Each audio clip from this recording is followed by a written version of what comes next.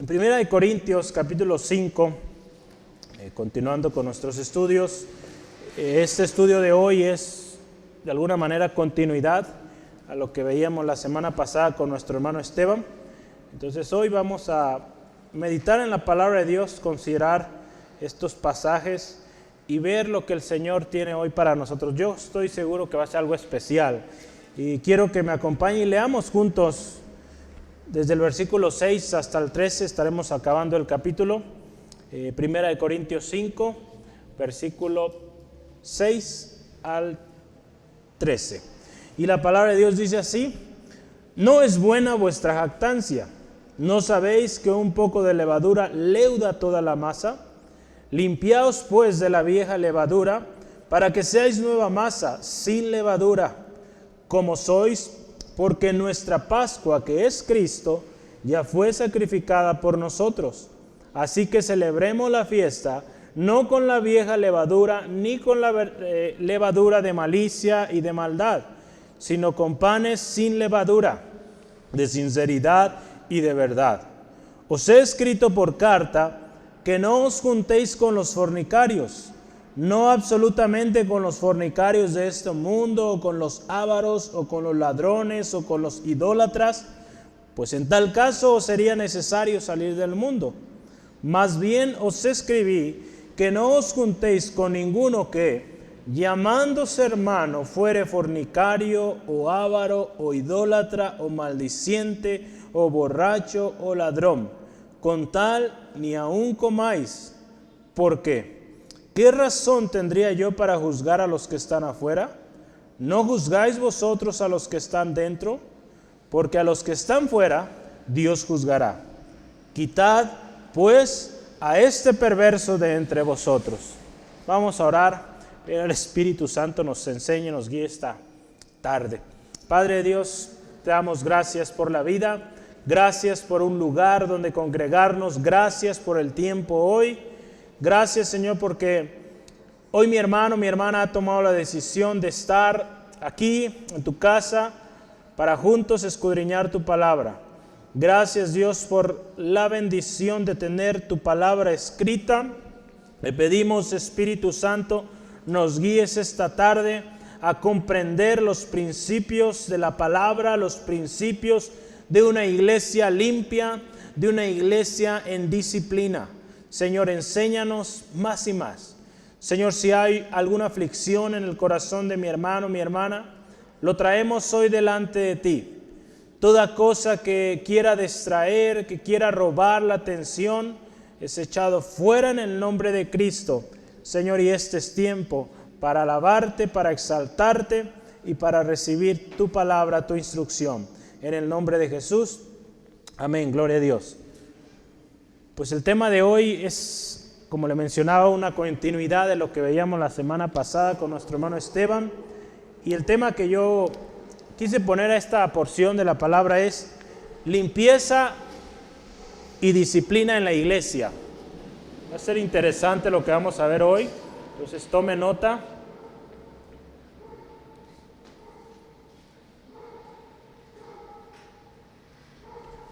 Limpieza y disciplina en la iglesia. Nuestro texto base es 1 Corintios, capítulo 5, versículos 6 al 13. La semana pasada con nuestro hermano Esteban veíamos, o fue de alguna manera una introducción a este problema de inmoralidad, ¿verdad? En la iglesia de Corinto. De alguna manera algo fuerte, y Pablo ahí hemos visto, hace mención de varios problemas que había en la iglesia de los Corintios. Ahí hemos visto algunos, vamos a ver algunos más, y este era uno muy grave y que de alguna manera la iglesia lo había permitido, y hoy vemos hasta se jactaban de ellos. Entonces Pablo, con la autoridad que el Señor les había dado, emite una, podemos llamarlo sentencia. Ahí usted lo ve ahí en los versículos 3 al 5, nos habla de que a tal persona dice que él lo había entregado a Satanás. ¿Se acuerda que veíamos la semana pasada? Para destrucción de la carne. a fin de que el espíritu sea salvo en el día del Señor. Esta determinación que hizo Pablo, pues sí es algo fuerte, pero necesaria, ¿verdad? Y hoy vamos a ver un poquito de cómo tenemos que tener cuidado y cómo ante este tipo de situaciones como iglesia debemos de actuar. El tema de hoy nos va a ayudar mucho. Hablamos de limpieza, cómo la palabra de Dios nos llama a vivir limpios como individuos, pero también como iglesia, y también la importancia de la disciplina en la iglesia.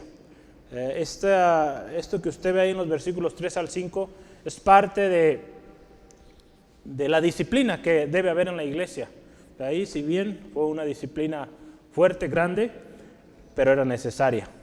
Y si usted se fija aún ahí la misericordia del Señor mostrada, dice, es entregado a Satanás para que se destruya la carne.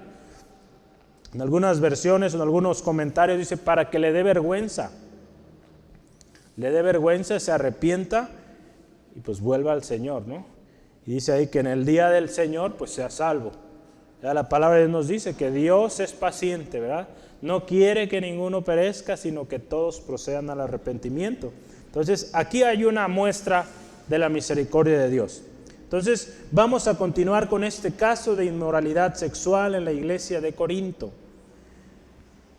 Hoy, hermano, hermana, tenemos un enfoque o vamos a enfocarnos en lo que son las acciones como iglesia. ¿Qué vamos a hacer ante este tipo de situaciones? Pablo ya nos dio un adelanto que hizo, pero vamos a hablar de tres cosas principales. Yo ahorita las voy a ir escribiendo, pero vamos a hablar de levadura, vamos a hablar de falsos hermanos y al final vamos a hablar de disciplina.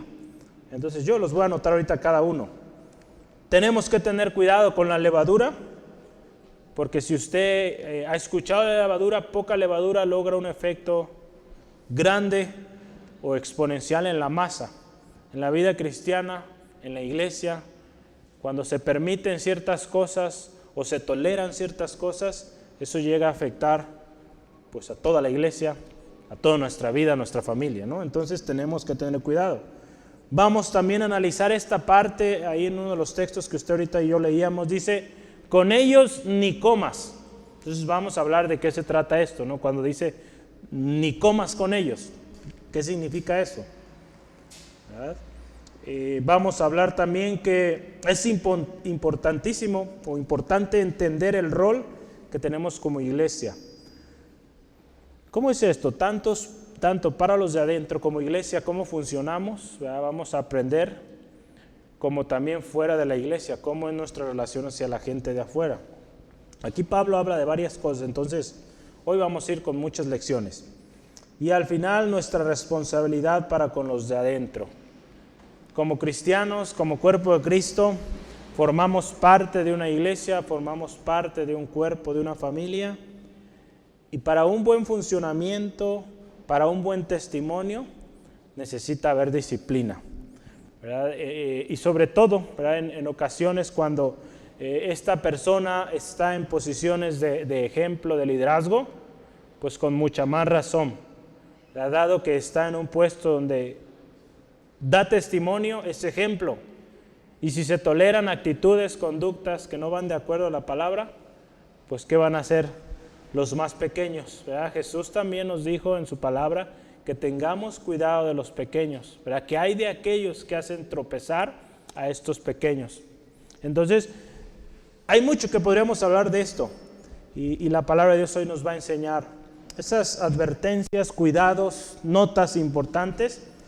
Tome nota y vamos a empezar. El primer gran subtema que yo quiero compartirle es el siguiente. Ya se me cayó. Dice, limpios de la vieja levadura. Así se llama el primer subtema. Limpios de la vieja levadura. Para ello vamos a considerar los versículos 6 al 8. El primer punto es limpios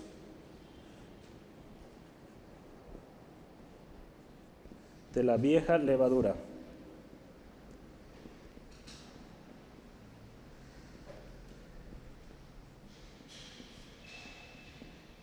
Versículos 6 al 8. Si usted se fija ahí cómo empieza la palabra de Dios, no es buena vuestra jactancia. ¿Sí se entiende mi letra? Bueno, si no se entiende, se lo leo. Limpios de la vieja levadura. Versículos 6 al 8. Ahí en el primer versículo yo quiero que lo veamos. Dice, no es buena vuestra jactancia. Yo se lo voy a leer en la versión Nueva Traducción Viviente y dice así. Es terrible que se jacten sobre dicho asunto. ¿No se dan cuenta que ese pecado es como un poco de levadura que impregna toda la masa? Dice aquí Pablo, pero en otras palabras, lo que están haciendo es terrible. El hecho que estén ustedes solapando, tolerando este pecado, es algo terrible. Créame, hermano, hermana, tenemos que tener cuidado y hay cosas que no se pueden tolerar. Dios nos da un tiempo, Dios da advertencias, pero llega el momento donde se tiene que tomar una decisión, ¿verdad? Entonces, y sobre todo cuando es persona que influye o que ya tiene tiempo también.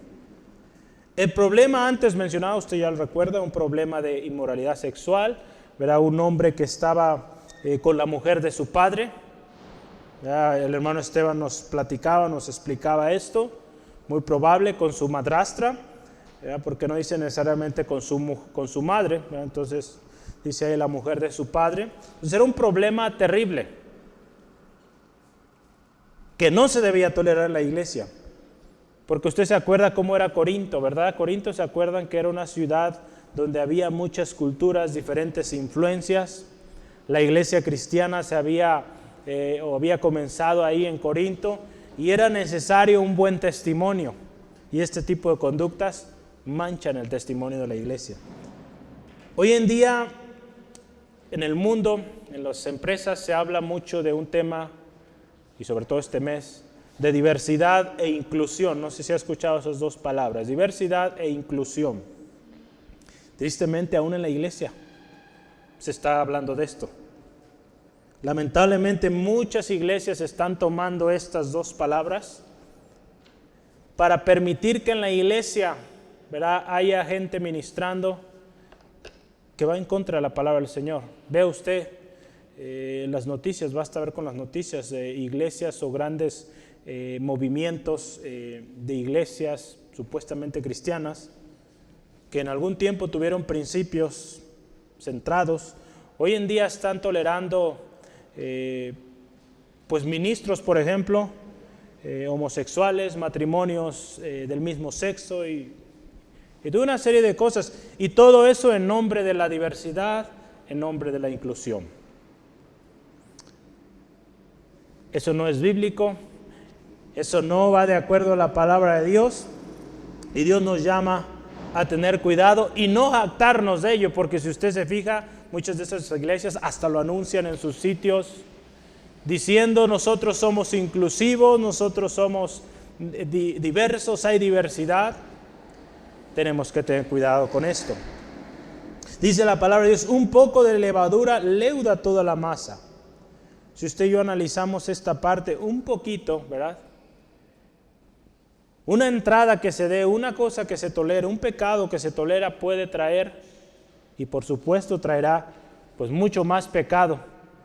¿Verdad? Como le mencionaba hace un momento, imagine un líder que cae en algún pecado sexual, por ejemplo, y esto es tolerado, no hay disciplina. ¿Qué van a hacer los seguidores de ese líder o aquellos que están bajo ese liderazgo? Pues muy seguramente decir, no, pues si el líder lo hizo, no hubo problema, no le dijeron nada, no se expuso aquello, pues yo también lo puedo hacer. ¿Verdad? Entonces tenemos que considerarlo y la palabra de Dios es clara al respecto. Vamos a ver, esta parte de que la levadura tiene un efecto o leuda toda la masa, podemos verlo en dos sentidos. Ha habido todo un debate aquí, pero yo quise considerar dos puntos principales de esto. Todos sabemos qué es la levadura, ¿verdad? Sí han escuchado la levadura, ¿verdad? Como por ejemplo en la masa o aún por ejemplo en las bebidas sirve para fermentar, ¿verdad? En el pan, por ejemplo, ¿verdad? Ocasiona que son unos microorganismos ahí que cuando se mezclan con la, por ejemplo, la harina, lo que genera ahí es fermentación en esa harina y lo que hace, si lo viéramos ahí microscópicamente, Si uno, bueno, visiblemente usted ve que esa masa se expande, ¿verdad? Cuando le ponen la levadura. Lo que sucede es que esa levadura, dado que son microorganismos, están fermentando o generan fermentación, hace que se generen como burbujitas. Entonces por eso el pan pues se hace grande. Comérnoslo así pues sería peligroso, pero afortunadamente pues el pan se hornea. Y cuando usted hornea, pues todos esos bichitos que pudo haber estado ahí, pues mueren, ¿no? Y al final, pues el pan pues es muy rico, ¿verdad? Y tiene esa sensación esponjosa, ¿verdad? Entonces, pero si usted y yo analizamos, y a mí me tocó alguna vez, había unos hermanos que eran panaderos y alguna vez nos tocó ayudarles, y yo veía, era cosa mínima lo que ellos ponían de levadura, y la masa pues era mucho más. Pero ese poquito de levadura tenía un efecto tremendo, ¿verdad? Usted vea, por ejemplo, los panes, ¿verdad? Normalmente son cosa pequeña, ¿verdad? Ese pedacito de harina, ¿verdad? Pero cuando ya tiene su levadura y su cocimiento después, pues es un pan grande, ¿no? Entonces, hay algo interesante, una enseñanza tremenda, y vamos a ver dos cosas principalmente. Cuando hablamos de poca levadura, podríamos entender que una sola persona puede corromper toda una multitud. Ese es el primer sentido que vamos a tomar. Poca levadura, una persona o pocos miembros que están en pecado, es tolerado, pueden llegar a afectar una multitud, ya sea hasta una iglesia completa, hasta una denominación, ¿verdad? Como ha sucedido en muchas denominaciones a lo largo y ancho del mundo. Por ejemplo, en Suecia, la iglesia luterana, que de alguna manera tuvo principios de reforma y todo esto, hoy en día están permitiendo matrimonios homosexuales, permitiendo ministros transexuales. Imagínense, una iglesia que hace muchos años pues tenía principios muy centrados, conservadores, hoy en día dando rienda suelta al pecado, ¿verdad? Con todas esas reformas que ellos están haciendo, ¿no? Entonces, una sola persona puede corromper una multitud. Y yo quiero que veamos en 1 Corintios 8, 10 al 11. 1 Corintios 8, 10 al 11. Dice así la palabra de Dios. Porque si alguno te ve a ti, que tienes conocimiento sentado a la mesa en un lugar de ídolos, la conciencia de aquel que es débil no será estimulada a comer los sacrificados a los ídolos.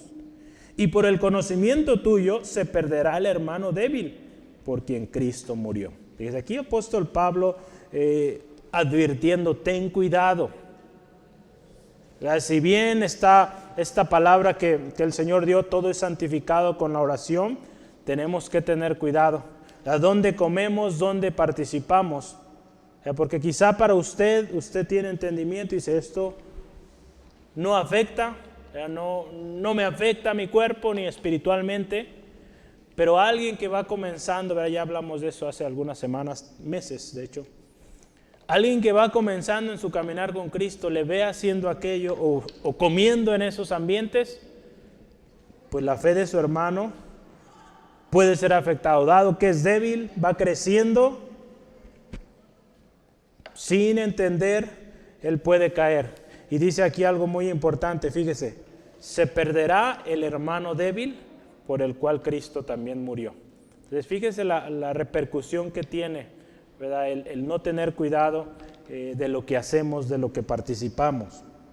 Entonces fíjese, hablando de levadura que leuda toda la masa, una persona puede dañar, puede corromper toda una multitud. Otro sentido que le podemos dar a esta parte de la levadura es que un solo pecado corrompe o tiene la capacidad de destruir una vida entera. Hablamos primero de una persona, corrompe una multitud. Ahora, individualmente, un pecado que se permita, que se tolere en nuestra vida, tiene la capacidad, por mínimo que sea, ¿verdad? Por minúsculo que lo podamos ver, tiene la capacidad de corromper toda nuestra vida y que perdamos todo lo que Dios tiene para nosotros. Yo en esta semana, y usted yo creo que también se acuerda, vimos o hablamos de Salomón, ¿se acuerda? Esta semana nuestra lectura bíblica, ¿sí o no? En Primera de Reyes estuvimos leyendo. Primera de Reyes, capítulo 11. Yo quiero que lo vea. Ahí estos días hemos estado viendo acerca de Salomón, las grandes hazañas que logró, la gran riqueza, la gran sabiduría. Tremendo este hombre. Cómo Dios lo bendijo sobremanera. Dice la Biblia, ¿verdad?, que no hubo otro rey como él. Ni había habido ni habrá. Dice ahí en Primera de Reyes 11, 1 al 4, vea. Pero el rey Salomón amó, además de la hija de Faraón, a muchas mujeres extranjeras, a las de Moab, a las de Amón, a las de Edom, a las de Sidón y a las eteas. Mira este hombre. Gentes de las cuales Jehová había dicho a los hijos de Israel, no os llegaréis a ellas, ni ellas se llegarán a vosotros, porque ciertamente harán inclinar vuestro corazón tras sus dioses. A estos pues se juntó Salomón con amor. Fíjese, y tuvo 700 mujeres reinas y 300 concubinas. 1000 mujeres, vea. Y sus mujeres desviaron su corazón.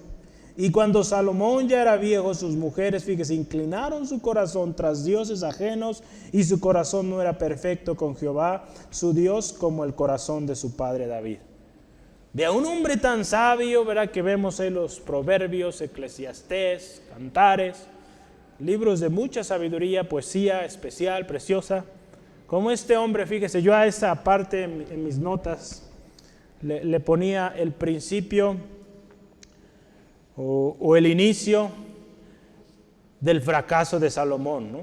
Cómo este hombre amó a las mujeres a las cuales el Señor le había dicho a su pueblo, no lo hagas, porque el día que lo hagas, esas mujeres te van a guiar, te van a cambiar el corazón de Dios hacia los ídolos, y tal cual sucedió con este hombre. Imagínense 1000 mujeres, pues sí estuvo tremendo, ¿no? Entonces, fíjese qué importante, aquí una entrada que dio Salomón, ¿verdad?, sus deseos carnales, que quizá él dijo, no pasa nada, ¿verdad?, porque para empezar empezó con una hija también de Faraón, digo, ya desde ahí.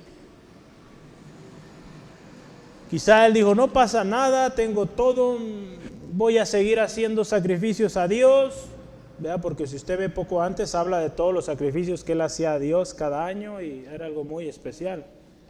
Pero un poquito de levadura llegó a afectar toda su vida, a tal grado que Dios pues emite también un juicio al respecto. Primera de Reyes, ahí en el 11 también, lea del 9 al 11, fíjese, y dice, y se enojó Jehová contra Salomón, por cuanto su corazón se había apartado de Jehová, Dios de Israel, que se le había aparecido 2 veces y le había mandado acerca de esto. Fíjese, Dios le advirtió que no siguiese a dioses ajenos, mas él no guardó lo que mandó Jehová. Y dijo Jehová a Salomón, por cuanto ha habido esto en ti, y no has guardado mi pacto y mis estatutos que yo te mandé, romperé de ti el reino y lo entregaré a tu siervo. Fíjese, tanto que logró este hombre, paz en su tiempo, grandes riquezas, reconocido como el rey más sabio, por un pecado, un poco de levadura en su vida y toda la destrucción que vino. Usted vea después qué pasó con sus hijos y la descendencia. Tremendas consecuencias. Yo quiero leerle esta cita. Un solo pecado, aun siendo secreto, cuando es cometido y pasado por alto, se difunde su influencia, corrupta sobre todo el alma, deprava la conciencia, se aleja de Dios, fortalece todos los principios de maldad, mientras destruye la eficacia de los medios de gracia y la disposición para usarlos. No es menos cierto que cualquier comunidad, que cualquier mal tolerado deteriora toda su moral. Usted vea en una comunidad, en una ciudad, en un pueblo, en un país. Vea todos estos países, por ejemplo, en Europa, cuando han estado permitiendo o legislando todos estos temas inmorales que van en contra de la palabra del Señor. Cómo esos países cada día van en más decadencia, más muerte, más enfermedades, su economía en colapso, tremendo. Entonces, un poco de levadura, un poco de pecado tolerado llega a causar tremendos estragos en una persona e imagínense en un país, en una ciudad, en una comunidad. ¿Cuánto más en la iglesia? Tenemos que tener cuidado. La palabra de Dios aquí entonces nos llama en el séptimo versículo a que seamos una nueva masa pero sin levadura. ¿Verdad? Dios nos llama, hermanos, hermanas, a vivir en santidad, a vivir en pureza. Ahí en el versículo 7 de nuestro texto, vea qué dice. Limpiaos, ¿verdad? Estamos hablando de limpieza en la iglesia. Limpiaos pues de la vieja de levadura para que seáis, fíjese, nueva masa sin levadura como sois, porque nuestra Pascua, que es Cristo, ya fue sacrificada por nosotros. Entonces, la palabra aquí nos llama a ser una nueva masa. Recordemos que tenemos un llamado a pureza, a vivir en santidad delante del Señor. Porque acuérdese también, sin santidad nadie verá al Señor. Ahí en Efesios 4, versículo 22 al 24 nos dice así.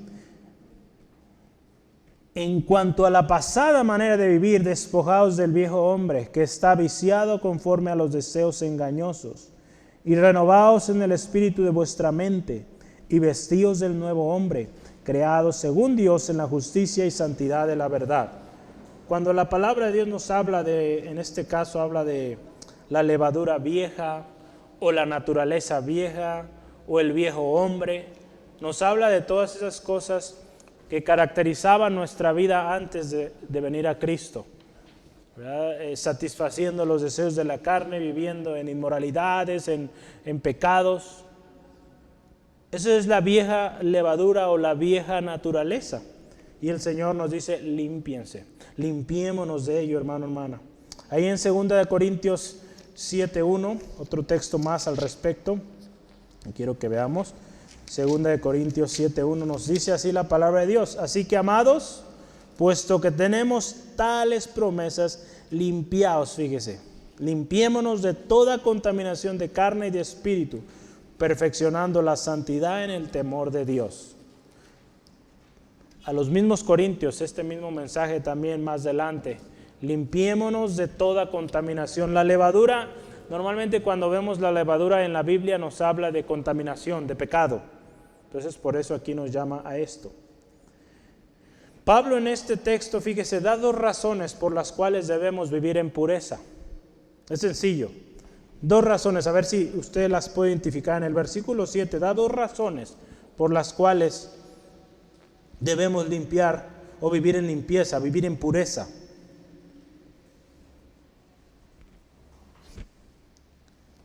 Le voy a ayudar un poquito. La primera es porque somos nuevas criaturas en Cristo. Ahí nos habla de que seamos nueva masa. Entonces, una de las razones por las cuales usted y yo debemos vivir en pureza es porque pues hemos sido rescatados de una mala manera de vivir. Somos unas nuevas criaturas, dice la palabra de Dios ahí en 2 Corintios 5:17, de modo que si alguno está en Cristo, nueva criatura es, las cosas viejas pasaron, todo es hecho nuevo. Entonces, como cristianos, como masa nueva, hombres nuevos, mujeres nuevas en Cristo, nuevas criaturas. Entonces, número uno, vivimos en pureza porque pues nuestro Dios es santo, ¿verdad? Y Él nos dice, sed santo como yo soy santo. Entonces, primeramente eso, somos una nueva criatura. Y número dos, por el sacrificio de Cristo. El sacrificio, acuérdese, hemos oído este término, le va a sonar vicario de Cristo. El sacrificio vicario de Cristo. ¿Qué significa eso, hermana Laura? Vicario.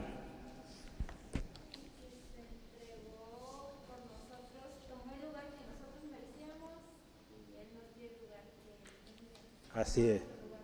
Así es. Vicario nos habla de algo que toma lugar de otro, ¿no? Entonces Cristo tomó nuestro lugar. Gracias, hermano.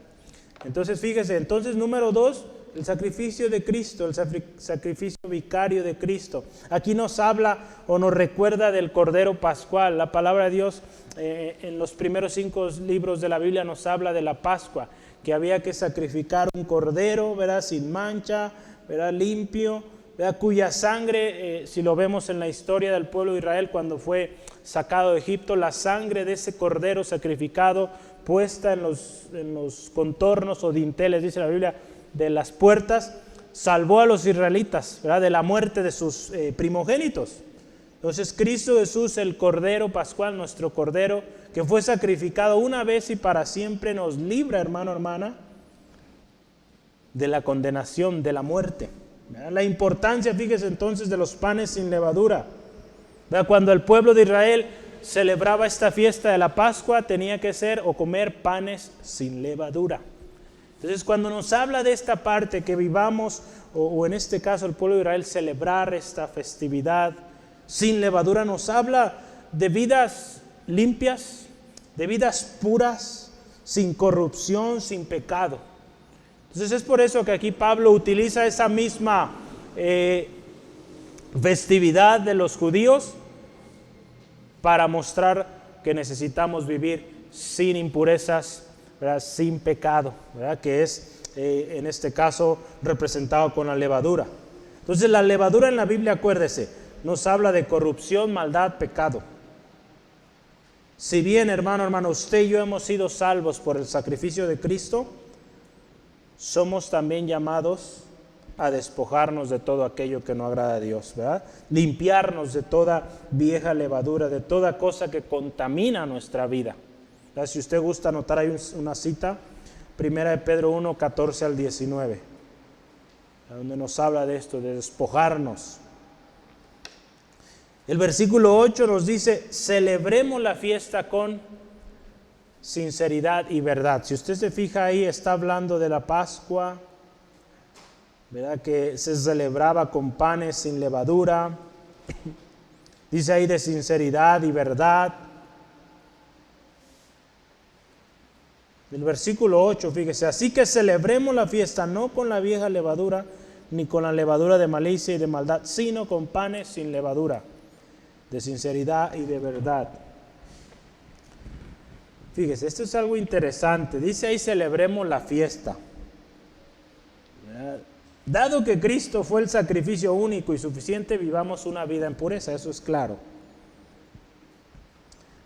Y yo quisiera que empecemos a entender esto. Aquí Pablo, cuando dice celebremos la fiesta, no se refiere o no está diciendo a los corintios celebren la Pascua. No es eso. Entendiendo el contexto, nos está hablando, acuérdese, de limpiarnos de toda levadura, de toda suciedad. Y cuando él dice celebremos, ahí dice el versículo 8, celebremos la fiesta, no con la vieja levadura, ni con la levadura de malicia, sino con panes sin levadura, de sinceridad y verdad. Nos habla, hermano, hermana, de vivir una vida que agrada a Dios. Cuando hablamos en la Biblia, si usted se fija, las diferentes fiestas que había, la Pascua, cada fiesta, el Pentecostés, los diferentes festividades que tenían los israelitas, todos eran tiempos de consagración a Dios. Eran tiempos donde se apartaban, ¿verdad?, los días de reposo, por ejemplo, no se hacía ninguna actividad, todo era para consagrarse a Dios y dedicar ese día para dar alabanza y gloria a Dios. Entonces, cuando nos dice aquí que celebremos la fiesta, ¿verdad?, que celebremos la fiesta, nos está hablando de que cada día usted y yo, hermano, hermana, vivamos vidas sin levadura, ¿verdad?, presentando esos, o comiendo o participando de esos panes sin levadura. No está hablando de la cena del Señor, por ejemplo, como muchos podrían interpretar esto, sino está hablando de que día a día vivamos consagrados a Dios, ¿verdad? Porque por eso Pablo utilizó la festividad, por ejemplo, de la Pascua, para recordarles que en el tiempo de la Pascua era un tiempo de consagración a Dios. Entonces, cuando él dice celebremos, ¿verdad?, día a día, lo podemos decir en otras palabras, que cada día usted y yo vivamos consagrados a Dios, sabiendo que a Dios demos siempre la gloria. Que nuestra vida, fíjese, sea una fiesta constante para Dios, donde Dios es el que recibe la gloria y la honra. Esta fiesta no es para celebrarle con la vieja y corrupta levadura. Acuérdese, somos nueva masa y esa masa no tiene levadura. Esa masa es limpia, ¿verdad?, de toda impureza. Acuérdese, la levadura es impureza al final. Entonces, que seamos limpios de ello. La palabra de Dios ahí usa dos palabras, si se fija ahí al final dice de sinceridad y de verdad en el versículo 8. que celebremos esa fiesta o vivamos nuestra vida cristiana en sinceridad y en verdad. ¿Y qué cree? 2 palabras griegas otra vez, ¿verdad? Entonces hoy traigo otras 2, son las únicas de hoy. Entonces vamos a ver la primera, y la primera es ei. Esto está un poco difícil, déjame la anoto primero.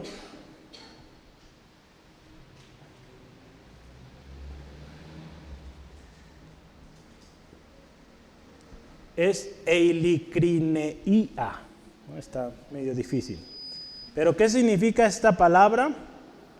Es la palabra que se utilizó para sinceridad. ¿Vale? Es sinceridad.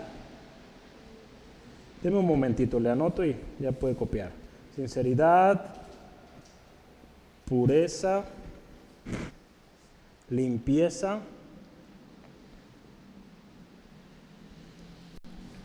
Tiene varios significados. Genuino y rectitud. Entonces, eilicrineia. Es palabra en griego que significa sinceridad, pureza, limpieza, genuina, rectitud. Entonces, cuando nos está hablando que vivamos o celebremos esta fiesta, que la hagamos así, en sinceridad a Dios, en pureza, limpios, genuinos, rectos. ¿Sale? ¿Sí alcanzó a notar? Gloria a Dios. Una más. Verdad. ¿Se acuerda? La segunda dice ahí en sinceridad y en verdad. La palabra griega que se utilizó ahí es, la anoto primero y después la leo.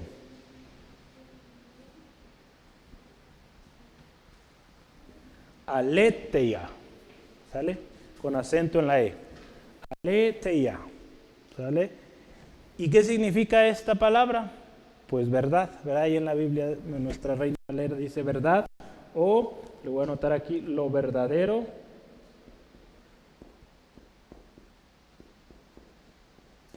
Lo verdadero,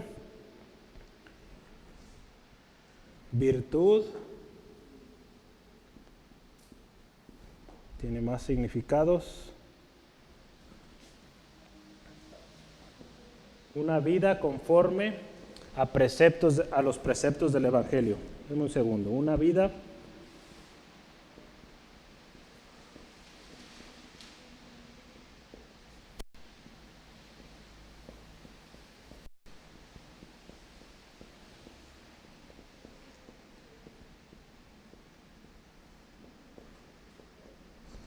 ahora sí.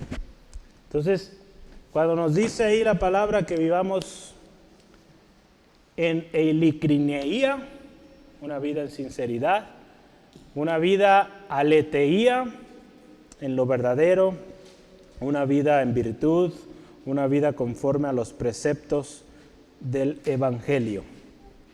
Entonces, fíjese qué hermoso es esto, cuando nos dice la palabra de Dios, quiten la levadura, límpiense de esa levadura, sean una nueva masa. El tremendo significado, ¿verdad? Esa vida nos llama el Señor a vivir, hermano, hermana. ¿Cómo ve? ¿Sí se puede?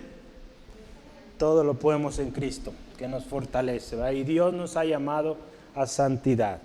Muy bien, ¿ya anotó? ¿Sí? Ok, voy a borrarlo, porque vamos al siguiente subtema. Apenas vamos en la introducción, de todo modo está lloviendo, no se crea. No, el siguiente tema es apartados de los falsos hermanos. Número 2, grande subtema, apartados de los falsos hermanos.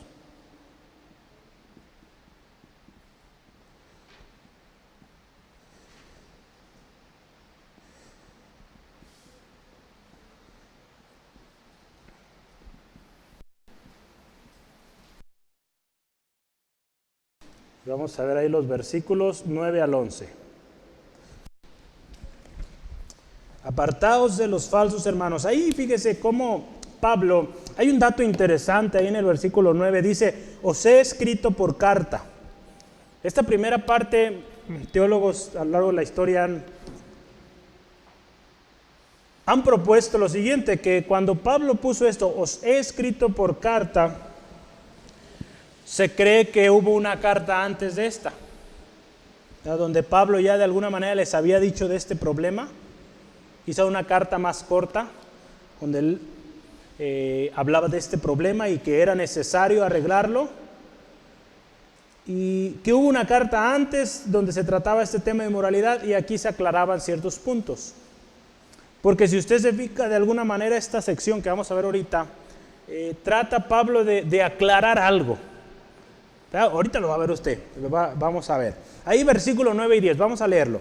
Dice, os he escrito por carta que no os juntéis con los fornicarios. Versículo 9 y el 10. No obstante, no absolutamente, con los fornicarios de este mundo, o con los ávaros, o con los ladrones, o con los idólatras, pues en tal caso sería necesario salir del mundo.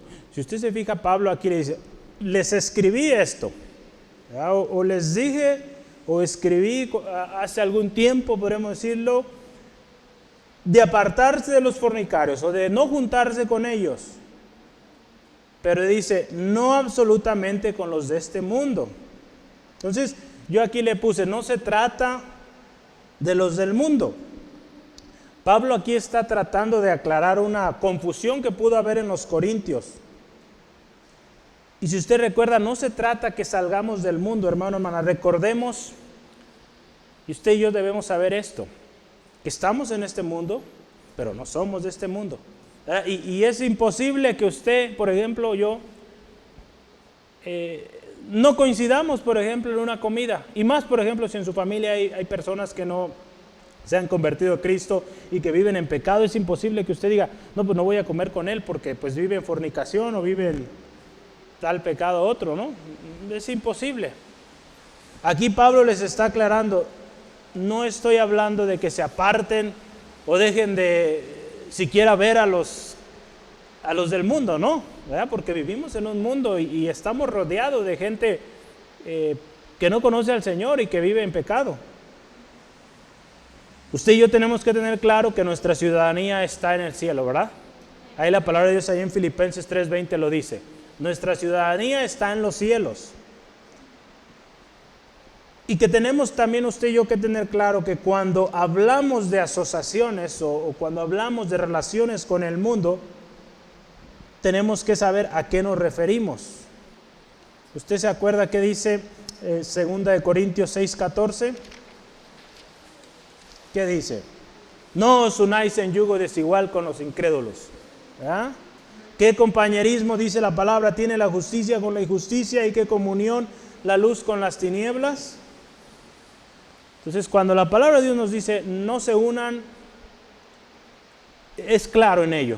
Acá Pablo no está hablando de esas uniones, ¿verdad? Está hablando de otra cosa. Ahí en Juan 17:15 también son palabras de Jesús. Esta oración que Jesús hizo antes de partir, antes de su sacrificio en la cruz, Juan 17:15, una oración muy linda, especial, que yo le animo, léala, reléala. Y aquí Jesús pidiendo al Padre, no te ruego que los quites del mundo, sino que los guardes del mundo. Dios sabe, hermano, hermana, Jesús sabía también que no podíamos ser simplemente sacados de este mundo. Dios tiene un propósito para nosotros y es para que seamos luz. Entonces, fíjese, número uno ahí, no se trata, ahora sí que, ahorita vamos a hablar de que no comas con ellos, de no comer, por ejemplo, con el mundo, ¿no? Con la gente del mundo. Sí tenemos que tener claro en qué cosas no debemos participar, eso sí. Sino que aquí se trata de los que se llaman hermanos, pero no lo son. Fíjese, ahí la palabra de Dios, el versículo 11.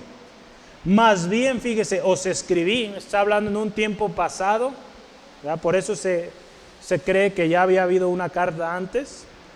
Os escribí que no os juntéis con ninguno que llamándose hermano fuere fornicario, avaro, idólatra, maldiciente y borracho, ladrón. Con tal, dice, ni siquiera coman o ni comáis, ¿verdad? Con ellos. Entonces, fíjese aquí. Pablo aquí en este versículo les dice claramente ¿Cuál es su exhortación o cuál es su mensaje? Él les dice, con los del mundo, pues no pueden evitar el comer con ellos porque pues quizás son su misma familia. Pero con aquel que se llama hermano y que vive en pecado, con esos tenemos que hacer una división y tenemos que apartarnos de estas personas. ¿Verdad? Se trata, fíjese, de aquellos que se llaman hermanos, pero que no se conducen como hermanos o como cristianos. Acuérdense, cristianos, seguidores de Cristo. Hay muchos hombres y mujeres hoy en día que se llaman cristianos y no están viviendo una vida recta delante del Señor. El autor que hemos estado citando, Carlos Hodge, dice, un hombre que profesa ser cristiano, escuche esto, un hombre o una mujer que profesa ser cristiano, profesa su renuncia al pecado. Si él no actúa consistente con su profesión, él no debe ser reconocido como cristiano. Si dice ser cristiano, tiene que vivir haciendo división o haciendo separación con el pecado. Y si no vive de acuerdo a ello, no merece ser llamado cristiano. ¿Estamos de acuerdo? ¿Sí? No merece ser llamado cristiano. Porque muchos hoy en día dicen soy cristiano y viven vidas desordenadas. De estos son de los que el Señor nos dice, tengan cuidado y apártense. No debemos hacer, fíjese, nada que sancione la suposición de que las ofensas aquí mencionadas son toleradas por el Evangelio. Porque ¿qué sucede? ¿Verdad? Voy a tratar de explicar esta última parte. ¿Qué sucede cuando alguien ve a un cristiano participando, por ejemplo, en eventos de inmoralidad o de borrachera o de tantas cosas? Pues ¿qué va a decir el mundo? Ah, mira, él es cristiano, pues sí se puede. Y a mí me sucedió, créame, en mi trabajo. Me decía mi hermano, yo conozco a una muchacha que es cristiana y ella va y toma y está en las fiestas, ¿y por qué tú no? Pues ella también es cristiana, ¿qué no es lo mismo? Entonces fíjese, la palabra de Dios nos llama y tengan cuidado con aquellos que se dicen hermanos, pero no viven como tal. ¿Verdad? Y aquí hay una prohibición, dice, con tal ni comáis. Y este texto, créame que necesitamos leerlo con mucho cuidado e interpretarlo con mucho cuidado. Aquí cuando dice Pablo de no comer con ellos, no se trata necesariamente del acto de comer, de ingerir alimentos, sino fíjese, una manera más común es no identificarnos con ellos. ¿Verdad? Porque ellos dicen ser cristianos, pero si no viven como cristianos, pues no tenemos por qué identificarnos con ellos ni decir es mi hermano en Cristo, ¿no? Ya no se puede decir, acuérdense, hablamos hace rato, si no vive como cristiano, no merece ser llamado cristiano. Todos, acuérdense, tenemos faltas, tenemos fallas, pero la gran diferencia es de estas personas que viven deliberadamente en pecado. Y de esos el Señor nos dice, apártense. ¿Sale? Porque fíjese, sería imposible, por ejemplo, no comer con un hermano en la carne que vive en nuestra misma casa. Ya sería imposible decir, no, pues no voy a comer contigo porque tú dices ser cristiano y pues vives en inmoralidad. Es imposible no comer con su hermano en la carne que vive con usted o su hijo o no sé, un familiar, su mismo esposo, su esposa. Puede suceder. Entonces fíjese, yo quiero leer esto también. Dice, el significado aquí es que no reconocemos al hombre de ninguna manera como cristiano, aun cuando comemos con él. El Señor Jesús, fíjese, acuérdese, el Señor Jesús comía con muchos publicanos, con muchos pecadores, pero no por eso Él decía que ellos eran sus seguidores. Es una gran diferencia. ¿Verdad? Sí, comía con ellos, porque Él tenía un propósito de llevar el mensaje de salvación, pero no por el hecho de Él estar comiendo con ellos les llamaba hermanos o les llamaba mis seguidores, mis discípulos, no. Hasta que ellos, claro, venían a Él, le seguían, pues ya eran seguidores de Cristo. De otra manera Él no podía decir, son mis hermanos, son mis discípulos. De la misma manera, hermano, hermana, aquí cuando nos dicen no comas o ni comáis con ellos, nos habla de no identificarnos con ellos. Lamentablemente hoy muchos se dicen cristianos, no lo son, y están causando muy mal testimonio en nuestra sociedad. Y el Señor, hermano, hermana, nos llama a marcar diferencia aquí. Por eso esta importancia de este tema, Pablo insistente, necesitan marcar una diferencia. En esos pueblos, ¿verdad?, había mucha inmoralidad.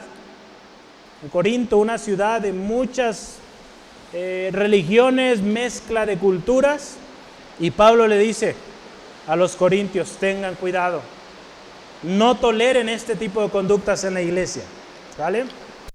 El apartarnos o no identificarnos con tales personas puede resultar, fíjese, al final, si usted ve la historia aquí, Pablo dice: yo lo entregué a Satanás con el fin de que el pecado en él o la carne de él sea destruida, para que en el día de salvación o el día del Señor sea salvo. El hecho de que hagamos este tipo de cosas, y ahorita vamos a entrar a ello, es disciplina. Si hay alguien en la iglesia que está actuando de manera incorrecta y se le ha dicho 2 o 3 veces y no atiende, se tiene que ejercer la disciplina con el propósito de que en algún momento él sea restaurado o ella sea restaurada, ¿no? Y porque si usted se fija aquí en esta historia, más adelante en Corintios los vamos a ver, que Pablo les dice: permítale regresar, porque este hombre se arrepintió, corrigió. Entonces, cuando hacemos esto o se ejerce la disciplina, es para que sean rescatados, ¿verdad? Sean rescatados.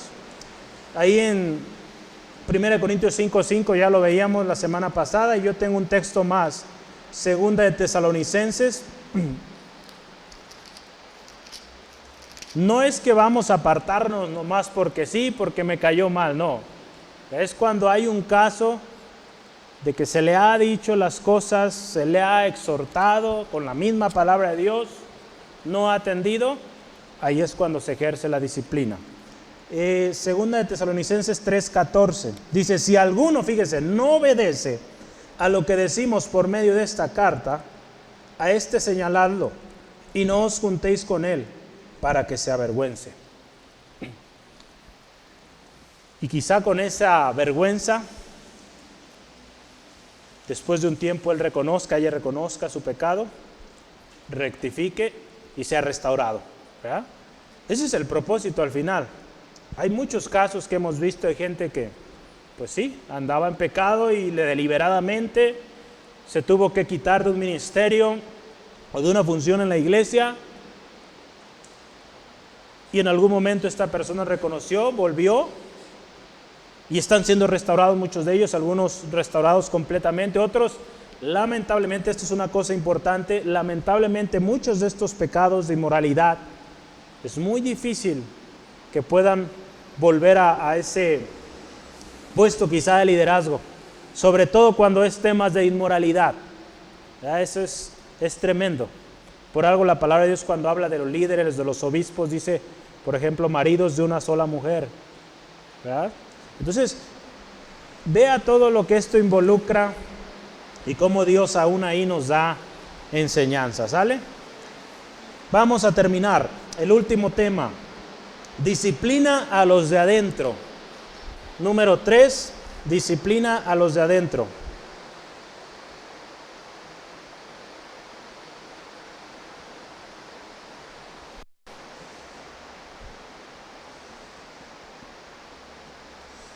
Vamos a ver los versículos 12 al 13. Es la última sección, disciplina a los de adentro.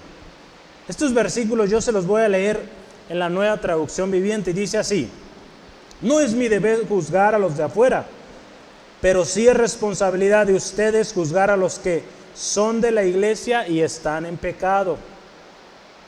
Dios juzgará a los de afuera, pero como dicen las Escrituras, quiten al malvado entre ustedes.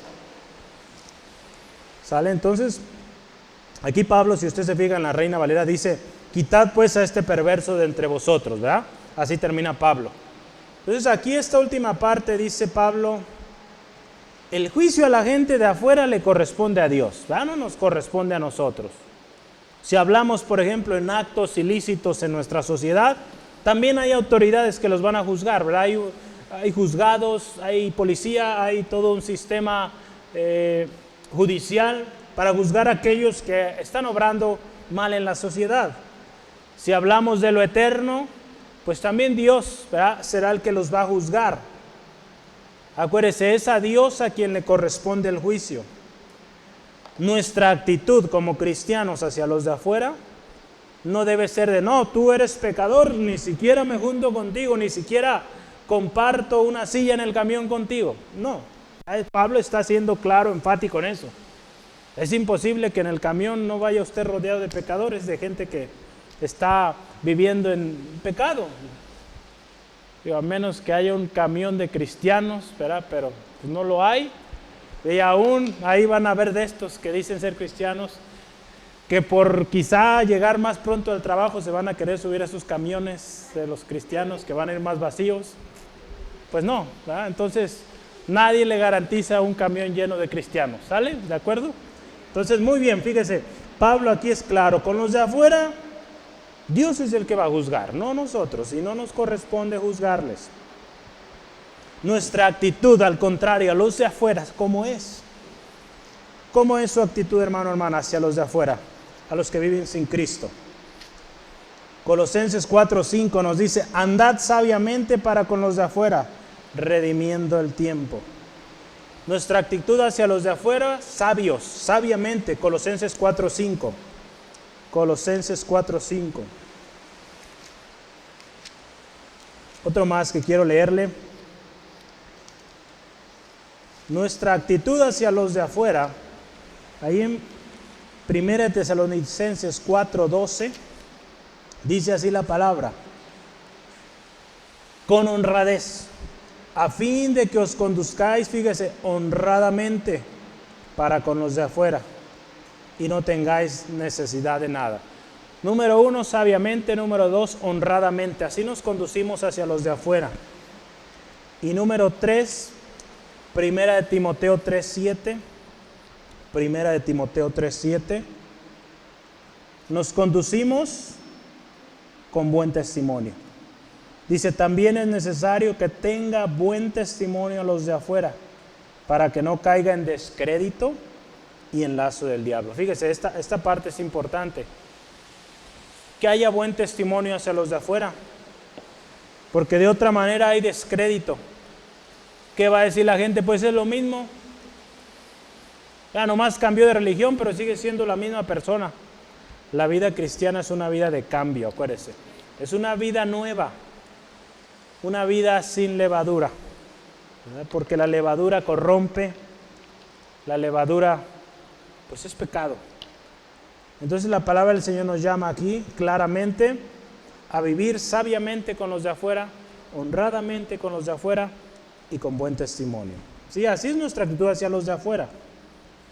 Pero hacia adentro, acuérdense, estamos hablando de disciplina hacia los de adentro. Ahí sí nos compete a nosotros como iglesia, y es importante. En la iglesia debe haber disciplina, hermano, hermana. Si decía, no, todo es...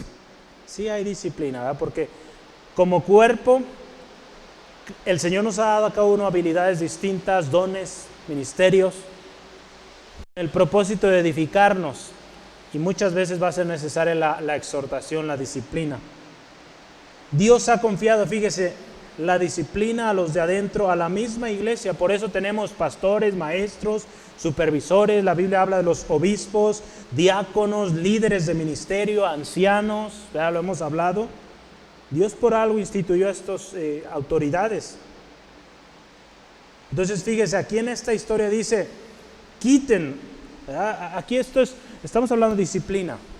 Cuando Pablo dice, quiten a este hombre perverso, a este malvado, quítenlo de la iglesia, apártenlo de ustedes. De alguna manera Pablo les está diciendo, no toleren esto, no se jacten, no se enorgullezcan de su diversidad o su inclusión. Apliquen los consejos, apliquen el principio o los principios de la palabra de Dios, y con tales personas ni se junten, no se involucren o no se identifiquen. Hoy en día mucha gente a lo largo y ancho del mundo nos dice ser cristianos, hermano, hermana, y no son cristianos. Hablan muy bonito, pero no hay frutos. O el fruto que están dando está lastimando, está poniendo en descrédito el Evangelio. Entonces tenemos que tener cuidado, hermano, hermana. Estas palabras, si usted se fija, van en completa congruencia con lo que Pablo antes había dicho. Dice, yo lo he entregado, en esta historia, ¿se acuerda? Dice, yo lo he entregado a Satanás. Y cuando él dice esto, quítenlo de ustedes, quiten a este hombre perverso de ustedes, ahí él está siendo congruente. Él ya había hecho su parte.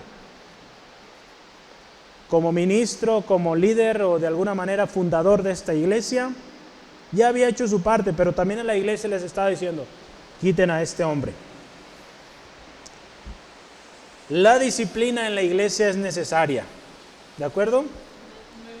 Sí. Yo quiero leerle, aquí traje hoy un libro. Este libro es, el autor se llama Jonathan Leeman.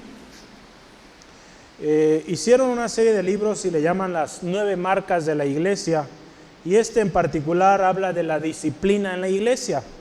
Hace algunos años estuve en un instituto y estuvimos estudiando estos temas, muy interesantes, por cierto, y muy interesante también cómo cada iglesia tiene disciplina en la iglesia, o aplica la disciplina más bien, ¿no? Entonces, yo quiero leerle para ahí un par de párrafos, y el primero es este.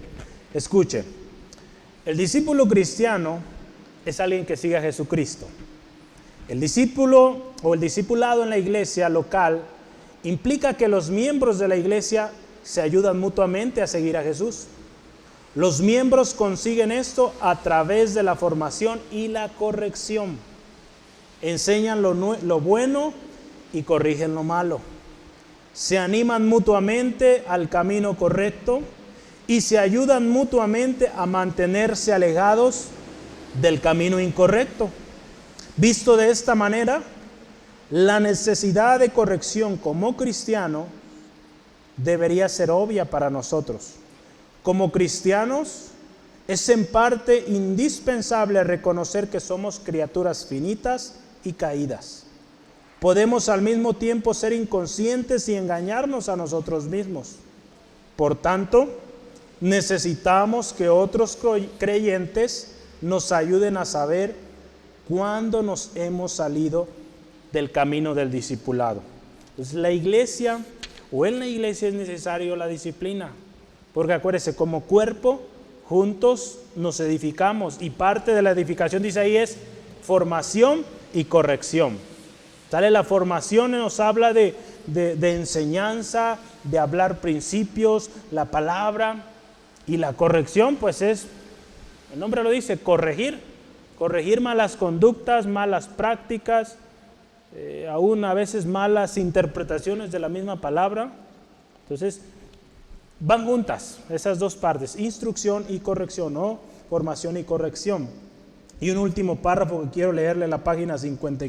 Bueno, le doy la página, pero yo aquí la tengo. Aquí anoté la página. Dice, ¿en qué momento? Es una pregunta. ¿En qué momento es necesaria la disciplina en la iglesia?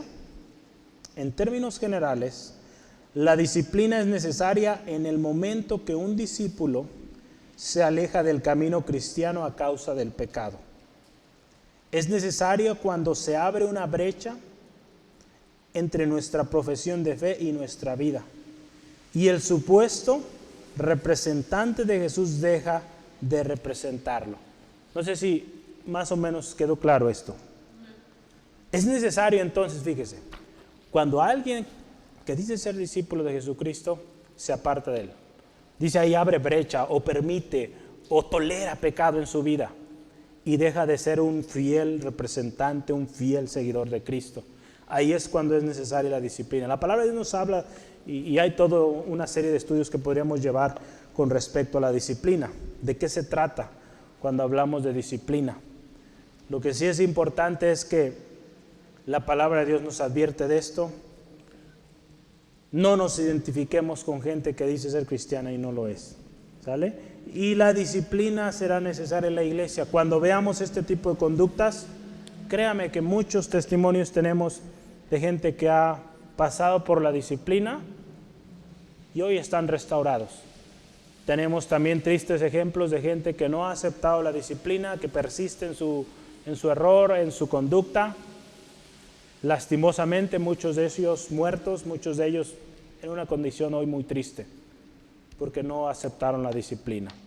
¿Sale? Entonces la misma palabra de Dios nos dice, ¿verdad?, que Dios al que ama, corrige, ¿no?, disciplina. Entonces es necesario esto en la iglesia. Yo concluyo con un texto, tengo 3, pero voy a leer solo uno, Efesios 5, 25 al 27. Efesios 5, 25 al 27. Lo hemos leído en el curso de matrimonios. Efesios 5, 25 al 27. Dice así la palabra de Dios. Maridos, amad a vuestras mujeres, así como Cristo amó la iglesia y se entregó a sí mismo por ella. Y esta parte, para santificarla, habiendo purificado en el lavamiento del agua por la palabra, a fin de presentársela a sí mismo como una iglesia gloriosa, que no tuviese mancha ni arruga ni cosa semejante, sino que fuese santa y sin mancha. ¿Verdad? La iglesia, hermano, hermana, necesita vivir de esta manera, limpia, sin mancha. Cristo, acuérdese, viene por una iglesia limpia, sin mancha ni arruga. La disciplina en la iglesia es necesaria. Nos ayuda a presentarnos como esa iglesia diligente, esa iglesia lista para la venida de Cristo.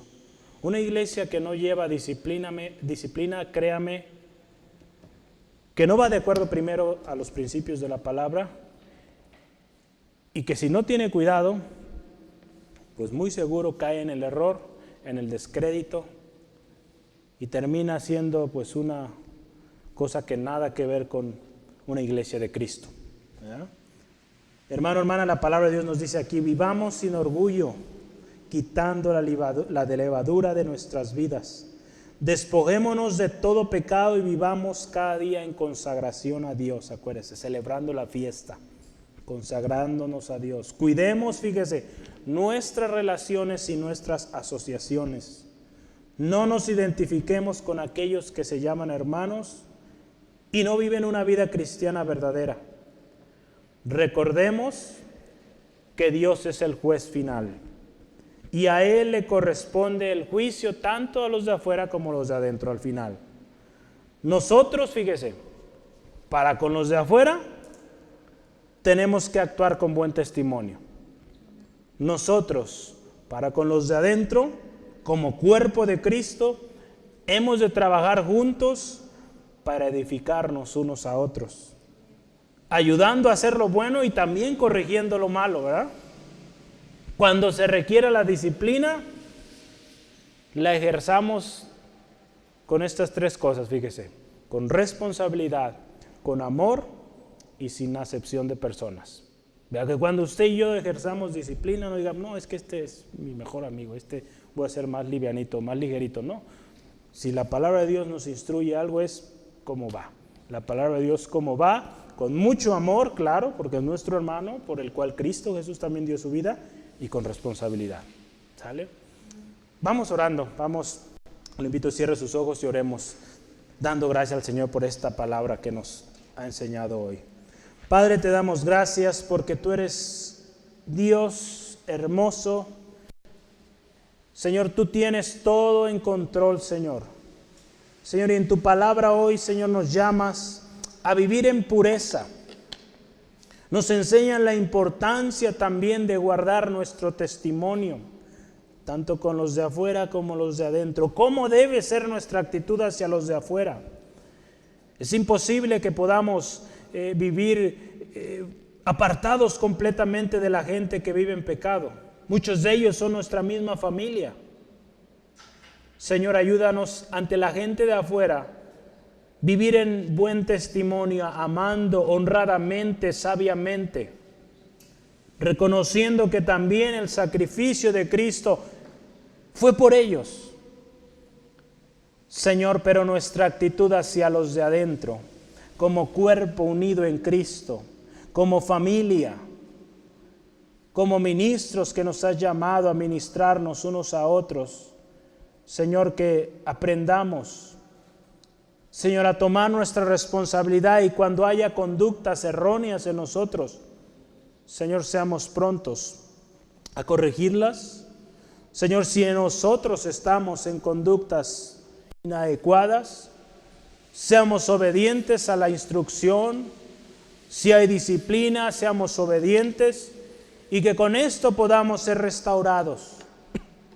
Señor, ayúdanos a tener cuidado de las relaciones, asociaciones con las cuales nosotros estamos conviviendo. Señor, si hay, Señor, amistades o personas de las cuales necesitamos alejarnos o no asociarnos, Señor, ayúdanos. Señor, queremos vivir en santidad y que la gente pueda ver que la vida cristiana es una vida apartada del pecado, que no hay comunión las tinieblas con la luz. Señor, ayúdanos a vivir en santidad. Como iglesia, Dios, queremos un día presentarnos delante de Cristo limpios, sin mancha ni arruga. Gracias, Dios, por tu palabra hoy. Te pido, Señor, ministra a cada uno de nosotros. Señor, si hemos permitido levadura en nuestras vidas, perdónanos. Ayúdanos a quitar de nosotros toda cosa que te ofende, todo pecado que contamina, Señor, nuestra vida o que contamina aún aquellos que nos siguen. Si hemos sido rebeldes y no hemos aceptado la disciplina, Señor, perdónanos y ayúdanos a ser restaurados. Señor, queremos honrarte, queremos ser una iglesia que te agrada. Gracias, Dios, por tu palabra hoy.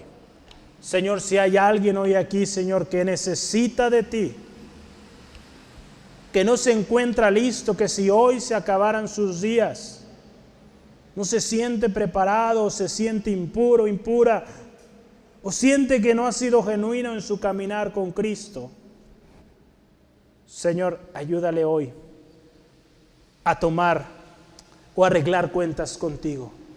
Porque tu palabra lo dice, Señor, que si venimos a ti, Señor, y si nuestros pecados fueran como la grana, como nieve serán emblanquecidos. Si fueren rojos como el carmesí, vendrán a ser como blanca lana. Cuando usted y yo venimos a Cristo, sea lo que sea que hayamos hecho, hay perdón, hay aún oportunidad. Gracias, Dios, por tocar cada corazón y porque, Señor, tú tienes un propósito para nosotros. Bendice a mi hermano, mi hermana en su camino a su casa. Líbrales, Padre, de todo percance y que mañana tengamos un tiempo bendecido de oración el domingo, gozosos por las almas que vienen a tus pies. Te damos alabanza en el nombre de Cristo. Amén. Gloria a Dios.